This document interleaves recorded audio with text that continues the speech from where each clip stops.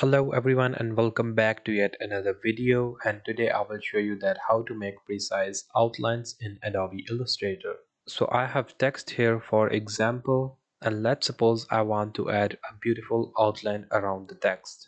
What you need to do is to select the text and you will see the properties of text on the right side. If the properties aren't visible for you, make sure in the window menu properties is checked. After that, in properties menu you will see a stroke option. Click on this icon and from here you can choose any color you want for your outline. Let's suppose I want a black outline. Click on the black color and the outline has been added to the text. You can adjust the thickness of the outline.